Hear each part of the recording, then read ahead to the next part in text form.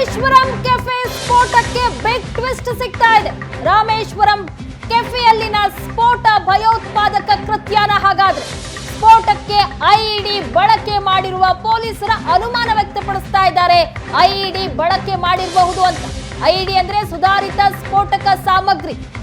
ಈ ಸ್ಫೋಟಕ ಆಗಿರುವಂತಹ ಶಂಕೆ ವ್ಯಕ್ತಪಡಿಸ್ತಾ ಇದ್ದಾರೆ.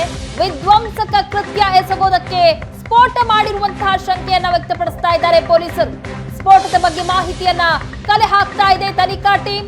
ಸ್ಫೋಟ ನಡೆದ ಜಾಗದಲ್ಲಿ ಸಾಕ್ಷ್ಯಗಳನ್ನ ಪರಿಶೀಲನೆ ಮಾಡ್ತಾ ಇದ್ದಾರೆ ಪೊಲೀಸರು. ಎಫ್ಎಸ್ಎಲ್ ಶ್ವಾನದಳ ಪೊಲೀಸರಿಂದ ಸ್ಫೋಟ ಸ್ಥಳದಲ್ಲಿ ತಲಾಶ್ ನಡೀತಾ ಇದೆ. ಕೆಲವೇ ಕ್ಷಣಗಳಲ್ಲಿ ಎನ್ಐಎ ಟೀಮ್ ಆಗಮನ ಆಗುವಂತಹ ಸಾಧ್ಯತೆ ಸಹ ಇದೆ.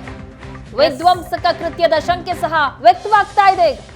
ದೃಶ್ಯಗಳನ್ನು ನೋಡ್ತಾ ಇದ್ದೀವಿ. ಕಮಿಷನರ್ ದಯಾನಂದ್ ಅವರು ಕೂಡ ಸ್ಥಳದಲ್ಲಿ ಪರಿಶೀಲನೆ ನಡೆಸ್ತಾ ಇರೋದನ್ನ. ಸ್ಫೋಟ ನಡೆದಂತಹ ಸ್ಥಳ, ಅಲ್ಲಿ ಐಇಡಿ ಬಳಕೆಯಾಗಿರುವ ಶಂಕೆ ವ್ಯಕ್ತ ಆಗ್ತಾ ಇದೆ. ಇಂಪ್ರೂವೈಸ್ಡ್ ಎಕ್ಸ್ಪ್ಲೋಸಿವ್ ಡಿವೈಸ್ ಅಂದ್ರೆ ಸುಧಾರಿತ ಸ್ಫೋಟಕಗಳ ವಸ್ತುಗಳನ್ನ ಅಲ್ಲಿ ಬಳಕೆ ಮಾಡಿರಬಹುದು ಎನ್ನುವ ಅನುಮಾನವನ್ನ ಈಗ ವ್ಯಕ್ತಪಡಿಸಲಾಗ್ತಾ ಇದೆ. ಇದರ ಬಗ್ಗೆ ಇನ್ನಷ್ಟು ತನಿಖೆಯಾಗಬೇಕಾಗಿದೆ.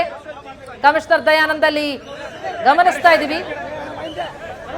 ಅಲ್ಲಿ ತನಿಖೆಯಲ್ಲಿ ಶ್ವಾನದಳ ಮತ್ತು ಪೊಲೀಸ್ ಪಡೆ ಶೋಧ ಕಾರ್ಯವನ್ನು ನಡೆಸ್ತಾ ಇರುವ ಹಿನ್ನೆಲೆಯಲ್ಲಿ ಯಾರನ್ನು ಒಳಕ್ಕೆ ಬಿಡ್ತಾ ಇಲ್ಲ. ಒಳಕ್ಕೆ ಬರಬೇಡಿ, ಸಾಕ್ಷ್ಯಗಳ ಸಂಗ್ರಹ ಆಗಬೇಕು ಅನ್ನೋ ಕಾರಣಕ್ಕಾಗಿ ಪೊಲೀಸರಲ್ಲಿ ಮನವಿ ಮಾಡ್ಕೊಳ್ತಾ ಇದ್ದಾರೆ.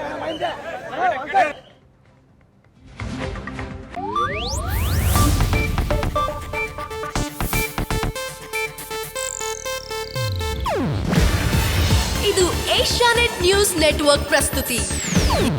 ನೀವು ನೋಡ್ತಿದ್ದೀರಾ ಏಷ್ಯಾನೆಟ್ ಸುವರ್ಣ ನ್ಯೂಸ್.